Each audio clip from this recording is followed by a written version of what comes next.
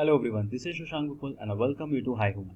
Okay, तो last video में जो हमारा लास्ट वीडियो था डिस्क्रिप्टिव सेक्शन में, उसमें हम लोगों ने डिस्कस किया था एसे राइटिंग को। और उसमें हमने समझा था कि एक एसे को किस तरीके से लिखा जाना चाहिए, कौन कौन से पार्ट्स हैं जिन पे हमें ध्यान देना चाहिए उसके अंदर। तो आज के वीडियो में हम लोग एक एग्जाम्पल के साथ इस चीज़ को समझेंगे। तो I have taken an example, I have taken an essay on the topic role of media, जिसके साथ हम इसको समझते हुए चलेंगे। तो let's have a look on this essay. तो यहाँ पे मैंने इसे चार पार्ट में, चार पैराग्राफ्स में डिवाइड किया है, यानी कि कैसे को आप लोग 3 से 4 पैराग्राफ्स में डिवाइड कर सकते हैं। और तो लेट्स स्टार्ट विद दिस। तो हम पहले इसके इंट्रोडक्शन से स्टार्ट करते हैं, यानी कि इसको समझना शुरू करते हैं। Okay, let's read it. Media is the fourth pillar of democracy. Free media marks the stability and strength of a democracy. Okay, so जो इसकी पहली लाइन है, इसे हमने बहुत ही फेमस एक लाइन से शुरू किया, जो कि आपने अब तक काफी बार सुन भी ली होगी, कि मीडिया को डेमोक्रेसी का चौथा स्तंभ कहा जाता है। और फ्री मीडिया जो है किसी भी डेमोक्रेसी का, किसी भी लोकतंत्र का स्टेबिलिटी और स्ट्रेंथ को दिखाता है। It is said a pen is mightier than a sword. Again हमने इसके इंट्रोडक्शन में एक जो सेइंग, एक इडियम को यूज किया है, a pen is mightier than a sword, जो कि एक काफी फेमस इडियम है कि कलम की तलवार से ज्यादा ताकत होती है। This saying has time and again proved it's authenticity. यानी कि इस कहावत ने अपनी ऑथेंटिसिटी को हमेशा ही प्रूव किया है। Right from the struggle for independence till the recent movement called judicial activism, media has stirred the people, caused revolt and united the people. Okay, तो यहाँ पर जुडिशियल एक्टिविज्म का मतलब, जुडिशियल एक्टिविज्म जो टर्म है, इसका मतलब होता है कि लॉ से थोड़ा सा ऊपर उठ के जहाँ पे जज अपनी भावनाएं और लोगों की भावनाओं के अकॉर्डिंग फैसला देते हैं, उसे जुडिशियल एक्टिविज्म कहा जाता है। एंड स्टर्ड द पीपल मतलब है लोगों के अंदर हलचल पैदा करना।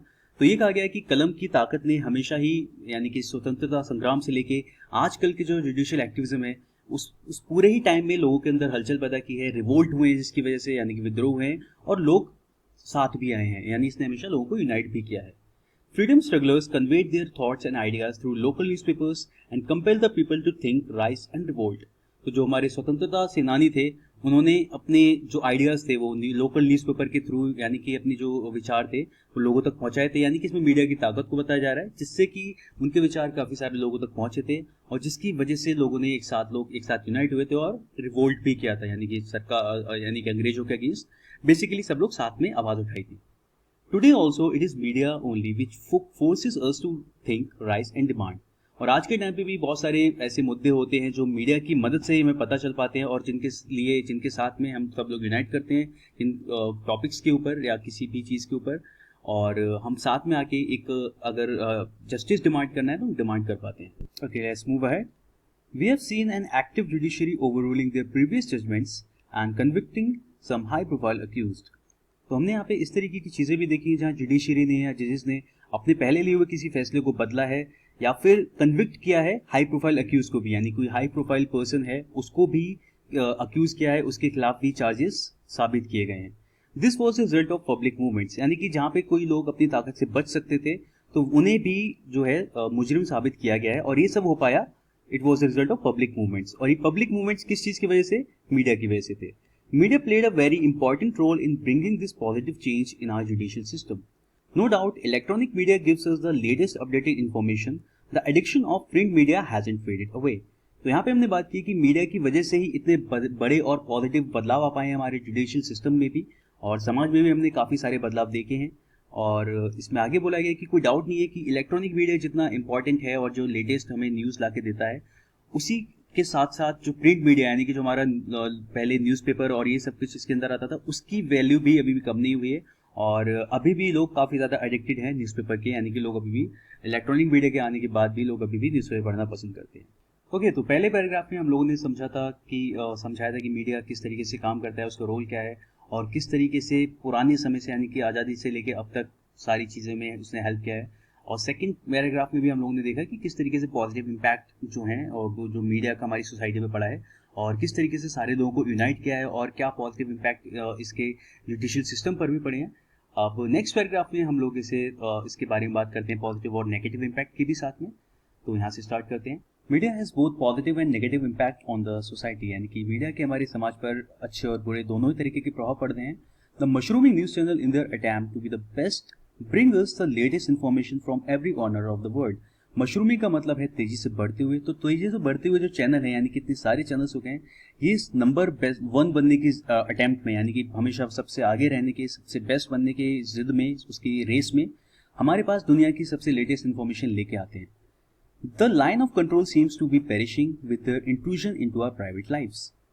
तो पेरिशिंग का मतलब होता है गायब होना, एंड इंट्रूजन मीन्स कि कहीं पे दखल देना, कहीं पे एंटर करना। तो जो लाइन ऑफ कंट्रोल है एक तरीके से, यानी कि किसी भी न्यूज़ को या किसी भी बात को, किसी भी इन्फॉर्मेशन को किस सीमा तक दिखाया जाए, वो जो लाइन है वो ऑलमोस्ट गायब होती जा रही है और वो एक बहुत ही ज़्यादा हमारी प्राइवेट लाइफ्स में दखल देने लग गए हैं। Irrelevant news becoming breaking news is common nowadays and media highlight them more than any other news of national importance. तो इररिलेवेंट का मतलब जो बिल्कुल काम की न्यूज़ नहीं है। तो काम की न्यूज़ यानी फालतू की न्यूज़ को उसे ब्रेकिंग न्यूज़ की तरह दिखाया जा रहा है, और जो हमारे नेशनल इंपॉर्टेंस की न्यूज़ है उसको हाईलाइट नहीं किया जा रहा है, यानी कि फालतू की न्यूज़ को हाईलाइट कर रहे हैं और नेशनल इंपॉर्टेंस की जो इंपॉर्टेंट न्यूज़ है उसे इग्नोर किया जा रहा है। Sometimes the limits of sensibility are also crossed. और कभी कभी तो जो सेंसिबिलिटी यानी संवेदनशीलता है उसकी लिमिट को भी क्रॉस कर दिया जाता है, यानी कि कोई भी ऐसी चीज़ दिखा दी जाती है जो शायद सबके लिए शायद सही नहीं है दिखाना, यानी कि सेंसिबिलिटी भी यहाँ पे इनके लिए कोई मायने नहीं रखती जहाँ पे बात नंबर वन बनने की है। तो ओके, सो यहाँ पे we have discuss positive, negative and both the impact. Now we have to conclude the whole thing which we have written. तो हमें ध्यान देना है बिकॉज वर्ड लिमिट जो होता है उसके अंदर ही हमें सारी बात कहनी है, जहाँ पे हम लोगों ने पहले से डिस्कस किया, उसके बारे में बताया किस तरीके से मीडिया ने काम किया है, एंड उसके बाद हमने उसकी पॉजिटिव इम्पैक्ट जो हमारी सोसाइटी पे उनको डिस्कस किया। उसके बाद हम देख रहे हैं कि कहाँ पे ये चीज़ लैक कर रही है, कहाँ पे ज़्यादा बेहतर नहीं है, कहाँ पे चीज़ें हैं जहाँ पे इम्प्रूवमेंट की ज़रूरत है, हमने उसको डिस्कस किया। अब देखते हैं कि लास्ट में हम इस बारे में क्या कह सकते हैं। Okay, so with 70 years of independence, our country as well as media has come a long way। यानी कि 70 साल के जो समय जो हमारा इंडिपेंडेंस हुआ है उसमें हमारे देश और मीडिया दोनों में ही काफ़ी सारे बदलाव आए हैं, काफ़ी सारी चीज़ें जो इम्प्रूव हुई हैं। Self impose censorship up to some extent is expected and advised. तो यहाँ पे ये एडवाइस दी जाती है और ये एक्सपेक्ट भी किया जाता है मीडिया से कि वो अपने जो कंटेंट है उस पर खुद ही सेंसरशिप लगाएगी, यानी खुद ही उन चीज़ों पे ध्यान देगी कि किस तरीके से किसी चीज़ को दिखाया जाना चाहिए।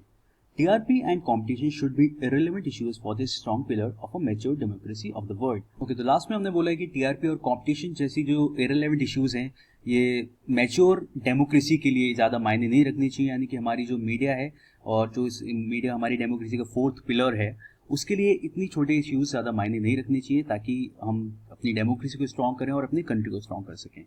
ओके, सो यानी कि लास्ट में हमने इसे एक एडवाइस प्लस एक सॉल्यूशन के साथ छोड़ा है कि किस चीज़ पे हमें ध्यान दिया जाना चाहिए, which is like ending your पैसे ऐसे ऑन अ पॉजिटिव नोट। यानी कि एक किसी भी ऐसे को हमने, जैसे कि हमने बात की थी कि एक पॉजिटिव नोट पे एंड करना चाहिए, जहाँ पे हम किसी भी प्रॉब्लम को सॉल्व करते हुए दिखा रहे हैं, जहाँ पे हम समझा पा रहे हैं कि प्रॉब्लम तो एग्जिस्ट कर रही है लेकिन हाँ इस तरीके से हम उस प्रॉब्लम को टैकल कर सकते हैं। तो आई होप ये ऐसे आपको क्लियर हुआ होगा, समझ में आया होगा कि किस तरीके से हम एक ऐसे को प्रोसीड कर सकते हैं।